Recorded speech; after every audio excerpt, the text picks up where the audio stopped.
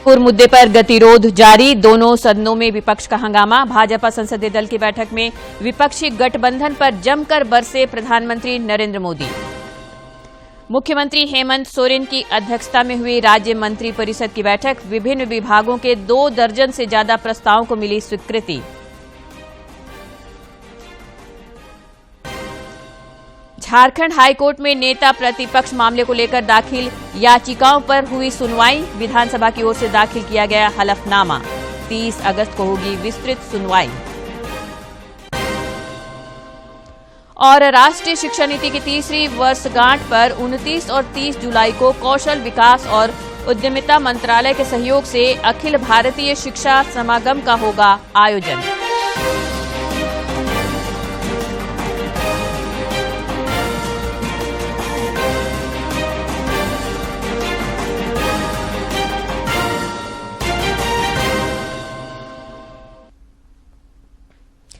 नमस्कार, खबरें झारखंड में आपका स्वागत है। मैं हूं रोज उरांव और अब समाचार विस्तार से।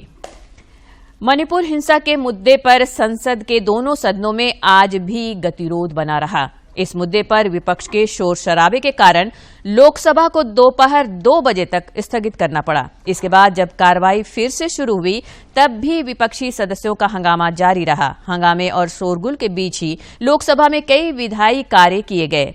सदन में कई विधेयक भी पेश किए गए।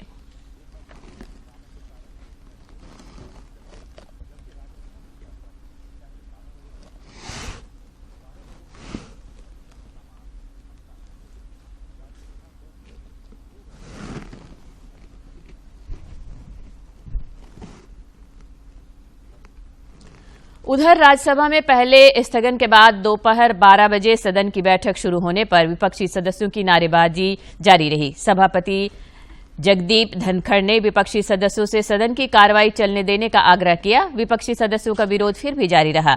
इस पर सदन के नेता पीयूष गोयल ने कहा कि महिलाओं के खिलाफ अपराध दुर्भाग्यपूर्ण है और गृह मंत्री अमित शाह मणिपुर हिंसा पर जवाब देने के लिए तैयार है। उन्होंने विपक्ष पर आरोप लगाया कि वह अपनी विफलताओं को छिपाने के लिए सदन में चर्चा नहीं होने दे रहा। तो आप चर्चा शुरू करते, पॉइंट होता, आप पे दिल होता, आप पे संवेदनशीलता होती तो आज चर्चा चल रही होती, बजाय के आप 3 दिनों से 4 दिनों से सदन की कार्रवाई को खराब करना, सदन को डिस्टर्ब करना। और देश देख रहा है, पूरा देश देख रहा है किस प्रकार से आप देश के जो भविष्य है उसको आप खराब कर रहे हैं। प्रधानमंत्री नरेंद्र मोदी ने संसद के मौजूदा सत्र के दौरान विपक्षी दलों की ओर से निरंतर बाधा पहुंचाने की निंदा की और कहा कि उन्होंने इस प्रकार का दिशाहीन विपक्ष कभी नहीं देखा। श्री मोदी ने विपक्ष की आलोचना करते हुए कहा कि उनका व्यवहार दर्शाता है कि विपक्षी दलों ने मन बना लिया है कि वे आने वाले वर्षों में भी विपक्ष में ही रहना चाहते हैं। श्री मोदी ने आज संसद भवन परिसर में भारतीय जनता पार्टी के संसदीय दल की बैठक को संबोधित करते हुए यह बात कही। बैठक के बाद संसदीय मंत्री प्रहलाद जोशी ने बताया कि प्रधानमंत्री ने देश को 2047 तक विकसित देश बनाने के प्रयासों पर जोर दिया। उन्होंने कहा, उनके व्यवहार से ये दिखाई पड़ता है कि वो परमानेंटली आने वाला कई वर्षों तक अपोजिशन में रहने का डिसाइड किया है। राष्ट्रपति द्रौपदी मुर्मू के कार्यकाल का 1 वर्ष पूरा हो गया है। वे आज से ओडिशा की 3 दिवसीय यात्रा पर हैं। इस दौरान वे अटूट बंधन परिवार द्वारा आयोजित मेडिकल छात्रों के समूह के साथ बातचीत करेंगी और भुवनेश्वर में ओडिशा के राजभवन की नई बिल्डिंग की आधारशिला रखेंगी। जनजातीय मामलों के केंद्रीय मंत्री अर्जुन मुंडा ने मानसून सत्र के दौरान राज्यसभा में संविधान अनुसूचित जनजाति आदेश 5वां संशोधन विधेयक 2022 पेश किया। सदन ने इस विधेयक को पास कर दिया। माननीय उपसभापति महोदय, छत्तीसगढ़ राज्य के संबंध में अनुसूचित जनजातियों की सूची में कतिपय समुदायों को शामिल करने के लिए संविधान अनुसूचित जनजातीय आदेश 1950 का संशोधन करने वाले विधेयक पर लोकसभा द्वारा पारित रूप में विचार किया जाए।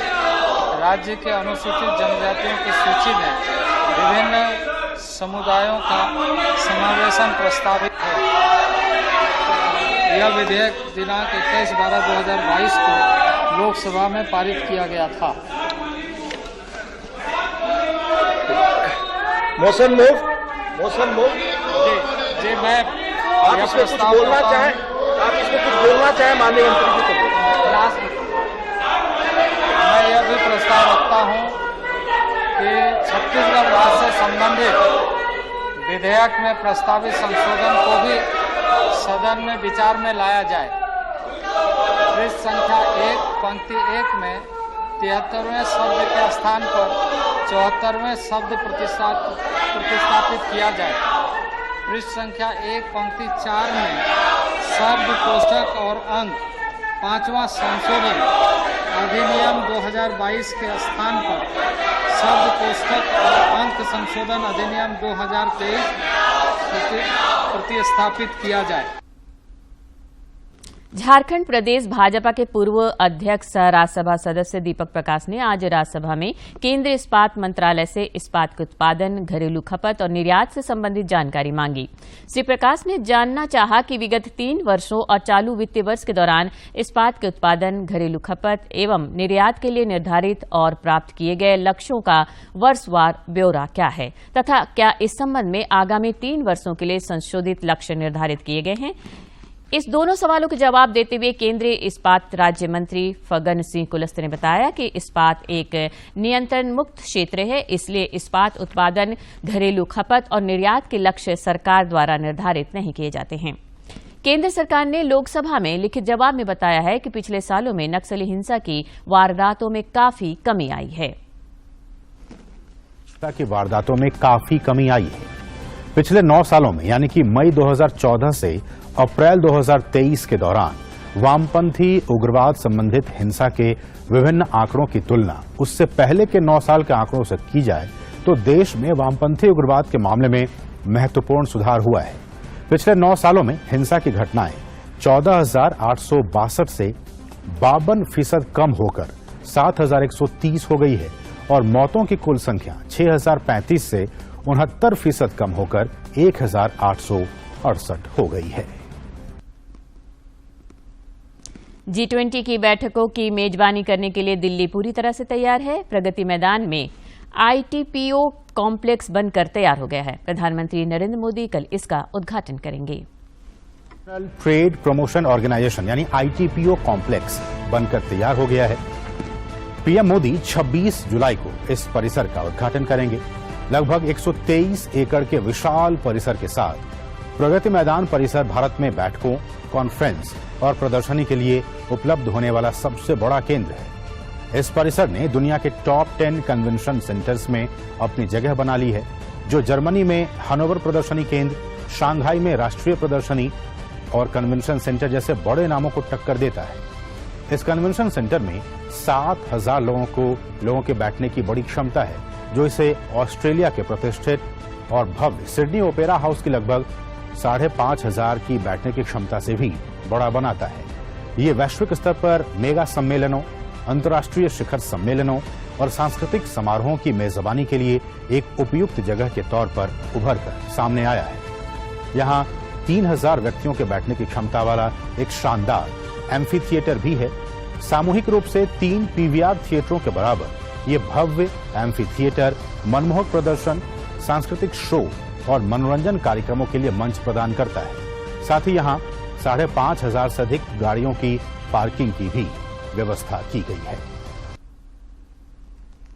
मुख्यमंत्री हेमंत सोरेन की अध्यक्षता में आज राज्य मंत्रिपरिषद की बैठक आयोजित की गई। बैठक में विभिन्न विभागों से संबंधित 29 प्रस्तावों को मंजूरी दी गई। बैठक के बाद में मंत्रिपरिषद द्वारा लिए गए निर्णयों की जानकारी सचिव अजय कुमार सिंह ने दी। झारखंड सरकार को और ये सीटैक के साथ झारखंड सरकार का MOU हुआ था और ये योजना की स्वीकृति 2017-18 में दी गई थी। उस समय योजना की लागत थी 88.14 करोड़ रुपए। वो उसकी जो समय सीमा है वो समाप्त हो गया है। उसको 3 वर्ष के लिए अवधि विस्तार की स्वीकृति दी गई और जो कॉस्ट है, जो पहले 88 करोड़ 14 लाख रुपए था, उसे संशोधित करके 70 करोड़ 77 लाख पे स्वीकृति दी गई।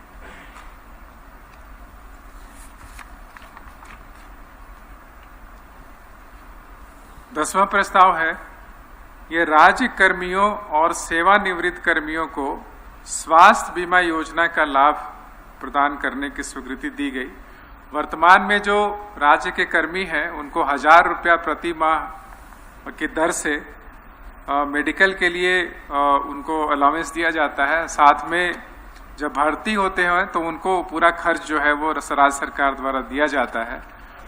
अब ये 1000 रुपये प्रति माह की जगह उनको 500 रुपये प्रति माह प्राप्त होगा और जो 6000 रुपये जो बचेगा उससे बीमा कंपनी के माध्यम से उनका बाकी इलाज कराया जाएगा और ये बीमा कंपनी को प्रीमियम के रूप। राज्य के श्रम मंत्री सत्यानंद भोक्ता ने आज धनबाद के तोपचाची प्रखंड के साहू बहियार ग्राम स्थित पेमिया ऋषिकेश इंस्टीट्यूट ऑफ टेक्नोलॉजी के नए भवन निर्माण के लिए भूमि पूजन किया और भवन निर्माण कार्य का शुभारंभ कराया। इस मौके पर उन्होंने कहा कि सरकार राज्य के युवाओं को हुनरमंद बनाने के लिए प्रतिबद्ध है।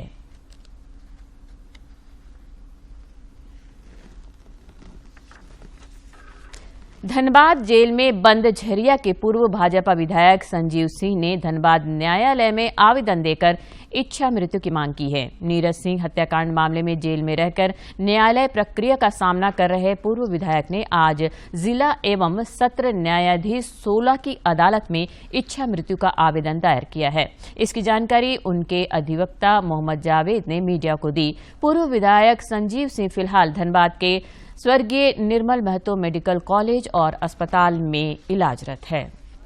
इलाज उपलब्ध कराया जा रहा था वो काफी नहीं था, क्यूरेबल नहीं था। बीमारियां घटने के बजाय बढ़ती चली गई।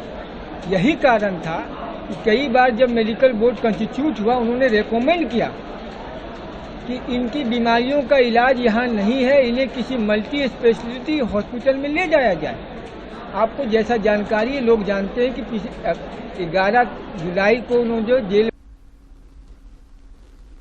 झारखंड हाई कोर्ट में आज नेता प्रतिपक्ष मामले को लेकर दाखिल विभिन्न याचिकाओं की सुनवाई हुई। झारखंड विधानसभा की ओर से हलफनामा दाखिल कर कहा गया कि बाबूलाल मरांडी को नेता प्रतिपक्ष नहीं बनाया जा सकता क्योंकि वे झाविमो से जीतकर आए थे। भाजपा के साथ उनके मर्जर के मामले में अभी तक विधानसभा स्पीकर का कोई निर्णय नहीं आया है। लोकायुक्तों और सूचना आयुक्तों की नियुक्ति लंबित होने के मामले में महाधिवक्ता ने अदालत को बताया कि जल्द ही इस मसले पर बैठक कर नियुक्ति प्रक्रिया पूरी कर ली जाएगी। मामले की विस्तृत सुनवाई 30 अगस्त को होगी। दायर कर यह बताया गया कि बाबूलाल मरांडी का नाम भारतीय जनता पार्टी की तरफ से नेता विरोधी दल के रूप में भेजा गया था, लेकिन यह मामला चूंकि स्पीकर के पास पेंडिंग है इसलिए इस पर फैसला नहीं हो सका क्योंकि वो जेवीएम से जीत कर आए थे और भारतीय जनता पार्टी में इनका मर्जर हुआ था। साथ ही अन्य लोकायुक्त एवं सूचना आयुक्त की नियुक्ति पर माननीय विद्वान महाधिवक्ता के द्वारा यह बताया गया कि इसके लिए शीघ्र ही बैठक की जा रही है और इनकी नियुक्ति शीघ्र ही कर दी जाएगी। हजारीबाग जिले में आज नवनियुक्त 61 लिपिकों का इंस्ट्रक्शन सेशन उपायुक्त नैन्सी सहाय की अध्यक्षता में आयोजित की गई। इस मौके पर उपायुक्त ने नव पदस्थापित लिपिकों को बधाई देते हुए उज्जवल भविष्य की कामना की। साथ ही उन्होंने कहा कि अपने दायित्वों का ईमानदारी पूर्वक निर्वहन करें। उन्होंने सजगता तथा अनुशासन के साथ संवेदनशीलता के साथ कार्य करने की सलाह दी।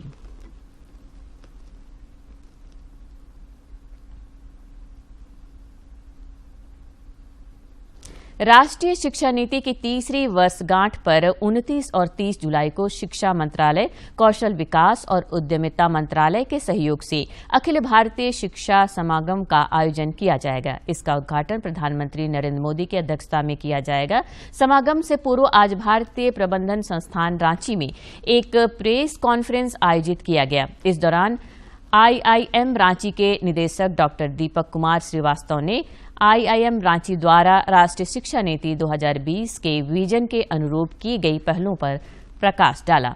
इस मौके पर रांची विश्वविद्यालय के कुलपति डॉक्टर अजीत कुमार सिन्हा, केंद्रीय विद्यालय संगठन के उपायुक्त DP पटेल, झारखंड MSDE के उप निदेशक PK मांडवी, IIIT रांची और NIT जमशेदपुर समेत कई शैक्षणिक संगठनों के प्रतिनिधि मौजूद थे।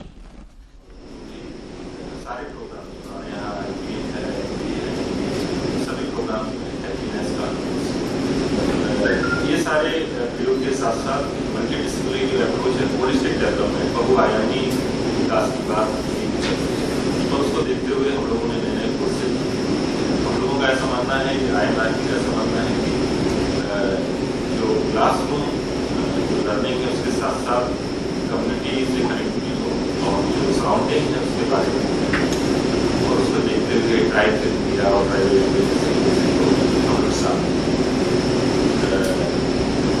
इंडियन नॉलेज सिस्टम की जैसा हम लोग इंडियन नॉलेज सिस्टम को सोल्व करेंगे सिस्टम और ट्राइबल। और अब कुछ खबर राज्य के विभिन्न जिलों से।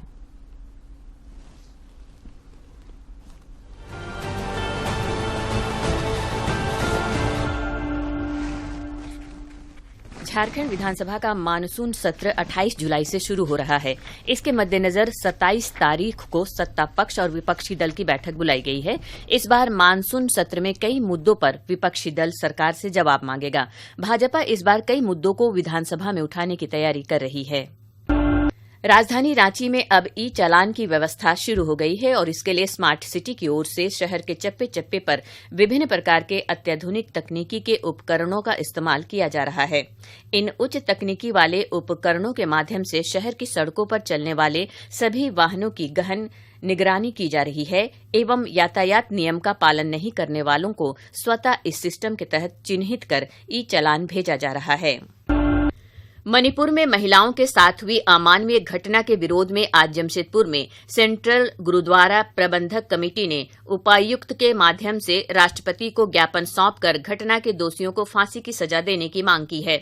मौके पर CGPC के प्रधान भगवान सिंह ने कहा कि मणिपुर में महिलाओं के साथ हुई हृदय विदारक घटना से पूरा देश शर्मसार है।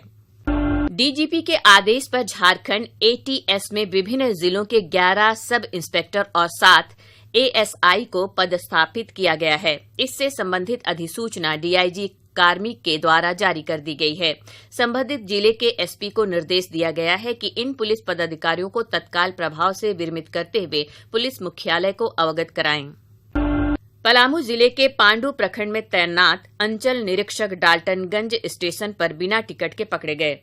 RPF के जवानों ने अंचल निरीक्षक को हिरासत में ले लिया और रेलवे कोर्ट में प्रस्तुत किया गया, जहां रेलवे न्यायिक दंडाधिकारी ने उन्हें जमानत पर छोड़ दिया।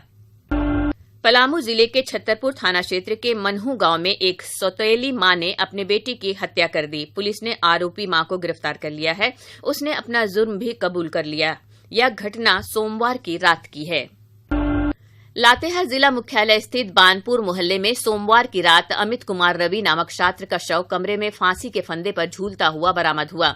मृतक छात्र रामगढ़ जिला का रहने वाला है। वह लातेहार पॉलिटेक्निक कॉलेज का छात्र है। हालांकि प्रथम दृष्टया में यह पूरा मामला आत्महत्या का प्रतीत हो रहा है।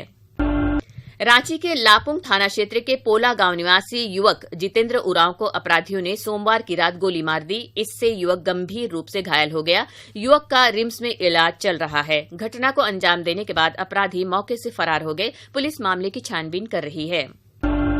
धनबाद जिले के तोपचांची प्रखंड के साहोबाहियार स्थित प्राथमिक विद्यालय में आज टुंडी विधायक मथुरा प्रसाद महतो ने चारदीवारी का शिलान्यास किया। स्कूल से नेशनल हाईवे नजदीक होने और स्कूल में चारदीवारी न होने के कारण हादसे की आशंका बनी रहती है।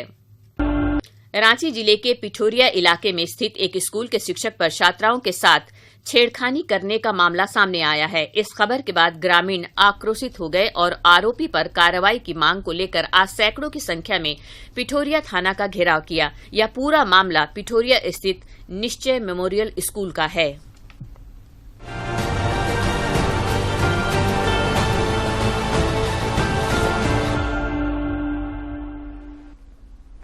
जमशेदपुर में आज सिद्धगोड़ा स्थित बिरसा मुंडा टाउन हॉल में मुहर्रम को लेकर जिला प्रशासन और शांति समिति की एक बैठक हुई। इसमें जिला प्रशासन के साथ ही जुस्को पुलिस प्रशासन, अधिसूचित क्षेत्र समिति के प्रतिनिधियों ने भाग लिया।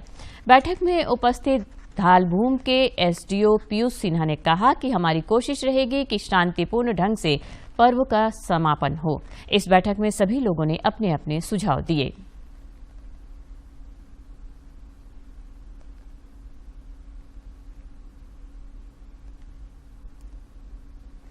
पूर्वी सिंहभूम जिले में पुलिस को एक बड़ी सफलता मिली है। पुलिस ने 3 नाबालिग चोरों को गिरफ्तार किया है। इनके पास से चोरी के सामान भी बरामद किए गए हैं। थाना प्रभारी ने बताया कि पिछले कुछ दिनों से लगातार हो रही चोरी की घटनाओं में इन चोरों की संलिप्तता रही है।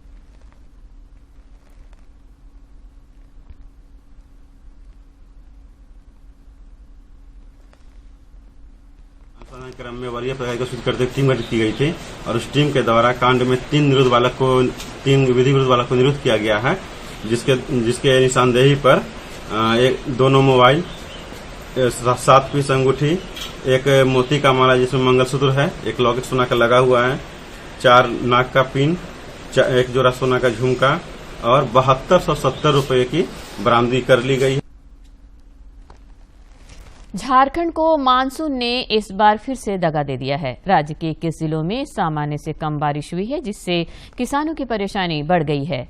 राज्य से मानसून की बेरुखी का असर यह है कि 24 जुलाई तक राज्य में 434.7 mm की जगह मात्र 236.3 mm वर्षा हुई है, जो सामान्य से 46% कम है। कृषि निदेशालय से प्राप्त आंकड़ों के अनुसार राज्य में जुलाई महीने में 319.4 मिलीमीटर वर्षा की जगह मात्र 122.3 मिलीमीटर वर्षा हुई है, जो कि सिर्फ 38.28% है। जुलाई महीने में सामान्य से लगभग 61.72% कम बारिश हुई है। जुलाई महीने में बेहद कम वर्षापात का प्रभाव खेती पर साफ दिख रहा है। राज्य में 18 लाख हेक्टेयर क्षेत्र में धान रोपनी का लक्ष्य निर्धारित है, जिसमें से 24 जुलाई तक महज 2,30,143 हेक्टेयर यानी 12.79% में ही धान का आच्छादन हुआ है।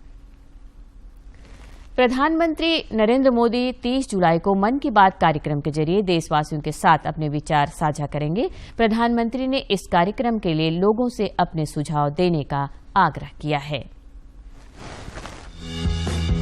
मन की बात है जन जन की, संघर्षों के कुछ किस्से, कहानी कुछ सफलताओं की, अनकही विरासत की, उम्मीदें नए भारत की।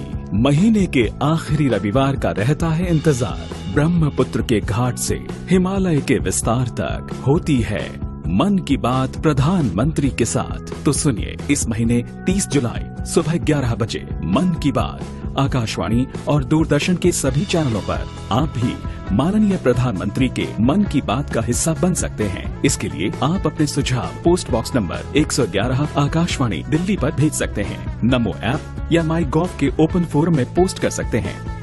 तो याद रखें, रविवार 30 जुलाई सुबह 11 बजे मन की बात। राजधानी रांची समेत राज्य भर में 28 जुलाई से मानसून में तेजी आने की संभावना व्यक्त की गई है। इससे पहले 27 जुलाई तक राज्य के अलग अलग हिस्सों में हल्के से मध्यम दर्जे की बारिश हो सकती है। इस दौरान वज्रपात की चेतावनी भी जारी की गई है। मौसम विज्ञान केंद्र रांची के वैज्ञानिक अभिषेक आनंद ने बताया कि बंगाल की खाड़ी में बने साइक्लोनिक सर्कुलेशन की वजह से मानसून में तेजी की उम्मीद है।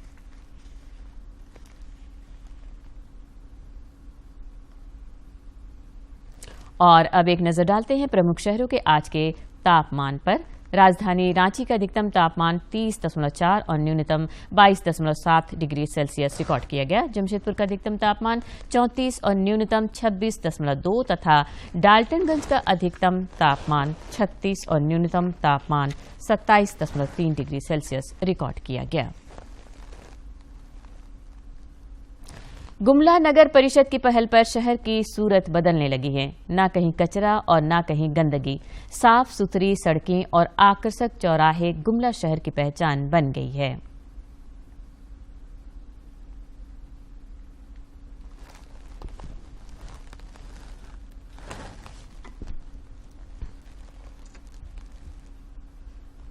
कभी कीचड़ और गंदगी जमी रहती थी, लेकिन नगर परिषद की जुगाड़ टेक्नोलॉजी से यह अब सेल्फी पॉइंट बन गया है।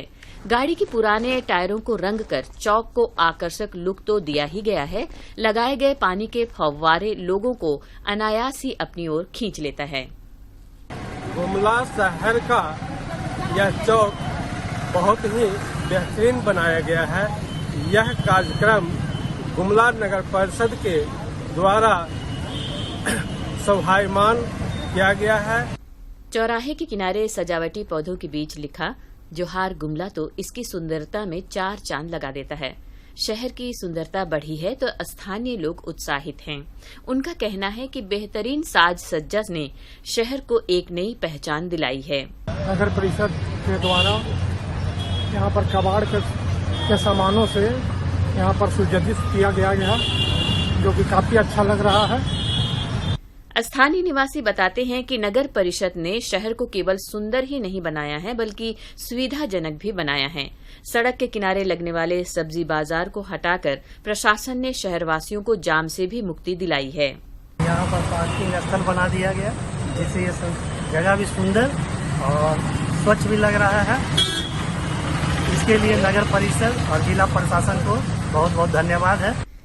सड़क पर अपनी दुकान सजाने वाले सब्जी विक्रेताओं को नगर परिषद ने मुकम्मल स्थान पर शिफ्ट कर दिया है। इससे सब्जी विक्रेता भी खुश हैं। रोड में थे तो हम लोग को पानी में भी बड़ी परेशानी होता था, धूप से और पूरा भीग जाते थे, कीचड़ उचड़ से भी यहाँ हम लोग को सुविधा हुआ। नगर परिषद के विशेष कार्य पदाधिकारी संजय कुमार कहते हैं कि स्वच्छता और शहर को सुंदर रखना सबकी जिम्मेवारी है। शहरवासियों के सहयोग से ही स्वच्छता और सुंदरता की यह पहल की गई है। वहाँ एकदम जहाँ पर कल गंदगी फैली होती थी अब वहाँ पर सेल्फी पॉइंट बन गए हैं, आप देख सकते हो जाकर के। और इसी प्रकार से बस स्टैंड को हमने दुरुस्त किया। इसी प्रकार से अगर शहर के सभी स्टेक होल्डर, सभी वर्गों के लोग अगर यही सहभागिता दिखाएंगे तो आने वाले समय में गुमला बहुत सुंदर और निश्चित रूप से गुमला नगर परिषद ने शहर को सुंदर बनाने की अनोखी पहल कर नजीर पेश की है।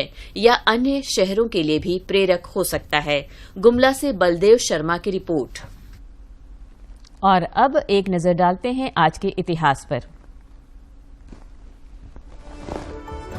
25 जुलाई वर्ष 1978 में विश्व का पहला टेस्ट ट्यूब बेबी यानी परखनली शिशु का जन्म हुआ। ब्रिटेन के मैनचेस्टर शहर में दुनिया की पहली IVF शिशु लुइस ब्राउन का जन्म हुआ। लुइस ब्राउन नाम की बच्ची आधी रात के बाद सरकारी अस्पताल में पैदा हुई। ब्राउन का वजन करीब 2.5 किलो था और वो ऑपरेशन के जरिए पैदा हुई।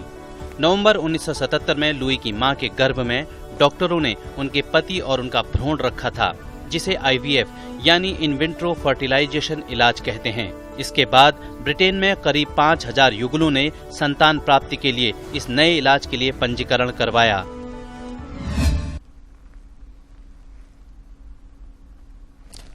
अंत में मुख्य समाचार एक बार फिर।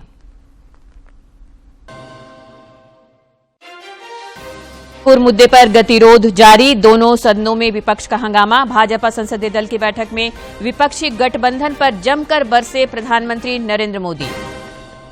मुख्यमंत्री हेमंत सोरेन की अध्यक्षता में हुई राज्य मंत्री परिषद की बैठक, विभिन्न विभागों के 2 दर्जन से ज्यादा प्रस्तावों को मिली स्वीकृति।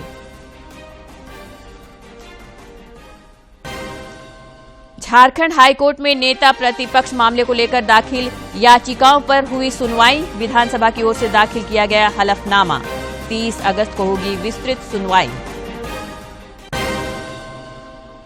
और राष्ट्रीय शिक्षा नीति की तीसरी वर्षगांठ पर 29 और 30 जुलाई को कौशल विकास और उद्यमिता मंत्रालय के सहयोग से अखिल भारतीय शिक्षा समागम का होगा आयोजन।